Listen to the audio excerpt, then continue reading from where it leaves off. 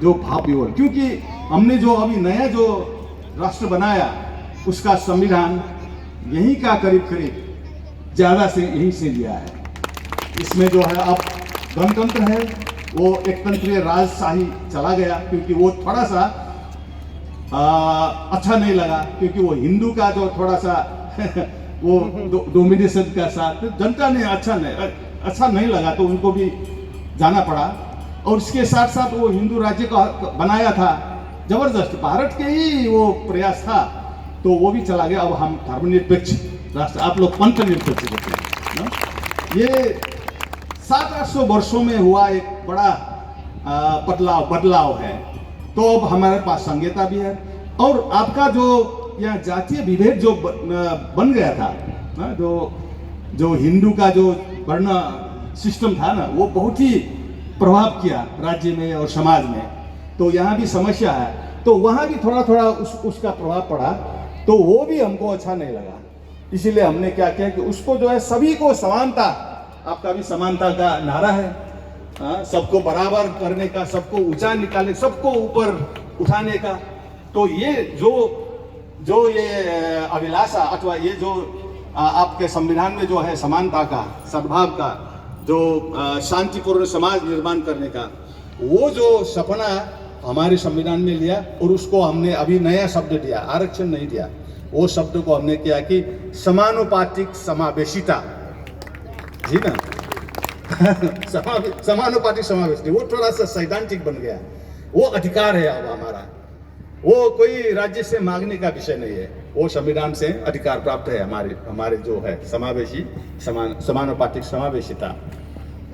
और इस तरह जो है नया संविधान जो बन रहा, और हम भी बहुत प्रफुल्लित होके, भगवान बुद्ध के जो आधार पर निर्माण हुआ राष्ट्र था नेपाल, क्योंकि सम्राट अशोक जब आए वहाँ भी 2 नगर बन गए, एक चारुमती के नाम पे, चारुमती वहाँ आई थी, और उनका जो है देवपाल शाक्य से एक राजकुमार से शादी हुई, और उसको हम देवपाल महाराज कहते हैं वो संबोधन में। तो वहाँ देवपट्टन नाम के एक नगर बन गया, उसी नगर के भीतर जो है पशुपति एक विहार था, लेकिन बाद में जो है वो अभी हिंदुओं का बहुत बड़ा मंदिर है वो।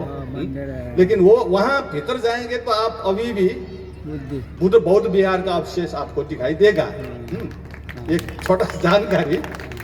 और दूसरा जो है वो एक नदी है, बागमती नदी। बागमती नदी के दक्षिण पर सम्राट अशोक के नाम से एक नगर बनाया, नया नगर, वो सम्राट अशोक के समय में अशोक पट्टन कहते हैं, और हम लोग अभी उसको पाटन कहते हैं, और उसका थोड़ा सा औपचारिक नाम है ललितपुर कहते हैं। वो ललितपुर जो है कपिलवस्तु अथवा रामग्राम या सम्राट अशोक के समय में जितना भी कला कौशल और संस्कृति, कला कौशल संस्कृति और मानव का जो आप देखेंगे, तो इतना कलात्मक शहर आप शायद विश्व में कहीं भी नहीं मिलेगा अभी भी। ललितपुर, वहाँ करीब 300 विहार है, सब विहार जो है कलाकृति से भरा हुआ है, बुद्ध का मूर्ति वगैरह, और बहुत ही। अब इसका प्रमाण मैं जो कह रहा हूँ आपको, शायद मैं झूठ बोल रहा हूँ, लेकिन इसका साक्षी तो है यही मंच पर, क्योंकि करीब कितना 6-7 महीना हो गए थे।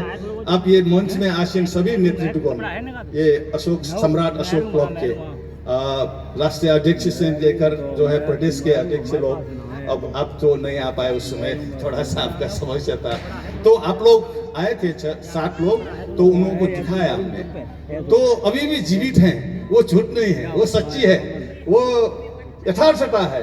तो बुद्ध का जो सम्राट अशोक का जो देन था, उसको जो है वो चारुमती बिहार का जो एरिया था, वो ही पहले जो है सम्राट अशोक के समय में राज्य का केंद्र भी था, और बाद में लिच्छवी लोग आए, वहीं उसी को केंद्र बनाकर फिर लिच्छवियों ने भी बुद्ध धर्म को बहुत बढ़ावा दिया।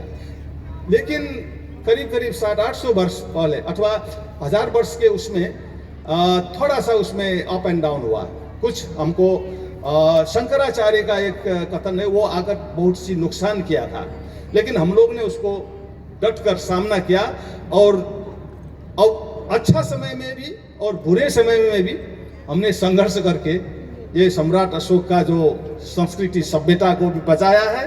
भगवान बुद्ध का तो वो जो उपदेश को तो हमने वहीं रखा है, हमने अपने जीवन जी रहा हूँ। तो भारत फिर इतना बड़ा और सेंटर तो भारत है ना इसका, हम लोग तो उसको बचाए रखे हैं। हम श्रीलंका भी बचाए रखा है। श्रीलंका सम्राट अशोक की बड़ी बेटी के उसका जहाँ वहाँ जाएंगे तो संघमित्रा और महेंद्र भिक्षु का नाम ही सुनेंगे आप लोग। तो काठमांडू में आएंगे तो फिर अब जो है चारुमती बिहार का हम तो थे, लेकिन उसका महत्व तो हम भी भूल गए थे। लेकिन जब आप लोग आए और लास्ट ईयर उनके जो है संतति, उनके जो है हम लोग भी है वही शादी वादी सब वही, इसीलिए हमको ये लग रहा है कि जब आपके पास आएंगे तो हम मामा के घर आए हैं। आपका भतीजे है वो। तो लेकिन हमको क्या है कि मामा का घर सभी बच्चों का जो है सपना होता है। मामा का घर जाने का मतलब बहुत अच्छा, बहुत क्या है, अच्छा लगता है। लेकिन हम मामा के घर में आए तो मामा ही नहीं मिलता है यहाँ। तो खो गए थे हमारे मामा, लेकिन आप लोग ही हमारे मामा थे। तो आप लोग अब मिल गए, इतना सारे देखिए और ये सब। हम तो ये जो भांजा है उसको बहुत गर्व और खुशी होने की बात है। तो उनका घर, मामा का घर आज जो है अब भूमि स्थापना हो रहा है। तो इसका खुशी आप लोगों से ज्यादा हमारे लिए है। तो अब जो भारत में केंद्र नहीं था, हम किससे बात करें जब यहाँ आएंगे तो बुद्धिज्म के बारे में, सम्राट अशोक के बारे में, अथवा हमारा जो समाज, धर्म और विकास अथवा आगे कैसे जाएं, ये सब गैप था। और हमने जो है 2-3 साल पहले डॉक्टर सच्चिदानंद मौर्य जी का यूट्यूब देखा था काठमांडू में। तो हमको लगा कि ये आदमी को हमको काठमांडू बुलाकर सुनना है, लेकिन वो संभव नहीं हुआ। लेकिन बाद में क्या हुआ कि अच्छा क्या हुआ कि ये इंडिया में भी ये दूसरे कार्यक्रम में आते हैं, तो उसमें थे एक छोटा सा इंटरव्यू, किसी ने देखा, अब नाम लेना पड़ेगा, राम नारायण मौर्य जी, वो कहीं तो उसने हमारा जो यूट्यूब देखा और आपका कार्यक्रम वो गाजीपुर में हो रहा था। तो उसने हमारा जीवनदीप जी, उनको चाहे कहा कि इनको बुलाओ। मुझे जो है वहाँ सहभागी कराने का, या शायद जी लेकिन फिर बात हो गया और जीवनदीप जी के मार्फत मैं गाजीपुर पहुंचा और आप लोगों से जान पहचान हुआ। इसके बाद फिर आप लोग थोड़ा सा रेकी में 2-3 लोग काठमांडू आए, दिखाया और उन्होंने सोचा ये तो काठमांडू तो सम्राट अशोक क्लब, अगर नेपाल के काठमांडू नहीं गए और उसके जान पहचान में क्या सम्राट क्लब सम्राट अशोक क्लब का कोई अर्थ नहीं, क्योंकि अपने जो बुआ के घर नहीं आए तो क्या हम कैसे मामा आपको मानेंगे। तो इस तरह जो है तो फिर आपका पूरा नेतृत्व वर्ग एक गाड़ी में जितना आता है उतने आया और देखा।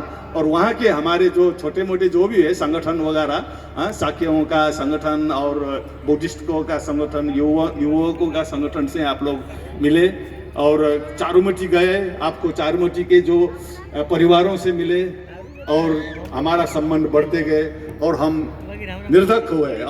अब जब भी आप बुलाएंगे तो हम मामा बुला रहा है तो हम जो है जो कैसे नहीं आए। हमारे लिए तो ये 4 पर्व में जो अपने बेटी को बुलाते हैं ना, उसी तरह जो है हम यहाँ आ गए आपके ये पर्व में। बहुत बहुत अब सफलता की शुभकामना है। और भी आप लोगों को काठमांडू आना है, देखना है और आना जाना है और बहुत विषय में हम लोग जो है विचार विमर्श करना है आगे जाने का। अब जो है आगे जाने का रास्ता, पहले तो कुछ भी नहीं था, कुछ अंधकार जैसा था। अब प्रकाश आप लोगों ने जो है सभी जगह में प्रकाश का देना शुरू कर दिया। अब हमको आगे जाने का साथ मिलकर, मेरे विचार से हमको जो है श्रीलंका के जो है वहाँ भी संपर्क करना है और चट्टगांव बांग्लादेश में भी संपर्क करना है। साथ पाकिस्तान अफगानिस्तान में तो अभी कोई है नहीं, है तो हमारा संपत्ति है, वहाँ खजाना तो बहुत है, लेकिन वो लोग भी चाहते हैं कि आप लोगों का खजाना आप इसका क्या ले जाओ। ये भावना है वहाँ भी। हम जब देख गए थे तो इतना ही नहीं, जो चीन और तिब्बत और जापान और कोरिया जहाँ बुद्धिज्म गया वो तो भारत से ही तो गया है। सम्राट अशोक का ही देने के, सम्राट अशोक ही वो महान सम्राट थे जिसने बुद्धिज्म को सिर्फ भारत में सीमित नहीं किया। उन्होंने जो धम्म मिशन सभी जगह, वही एक धम्म मिशन में आया था, एक धम्म मिशन श्रीलंका गया था। तो यही धम्म मिशन के कारण आज जो विश्व में जो बुद्धिज्म का जो मैसेज है और शांति, विश्व का शांति का ले एक आधार तैयार किया हुआ है।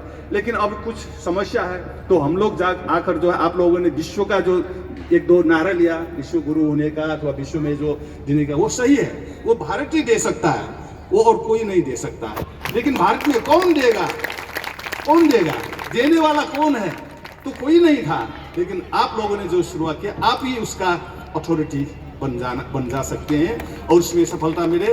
अब हम भी अपने मामा के मिशन में हम भी साथ रहेंगे। बहुत बहुत धन्यवाद। भवतु सर्वमंगलम्।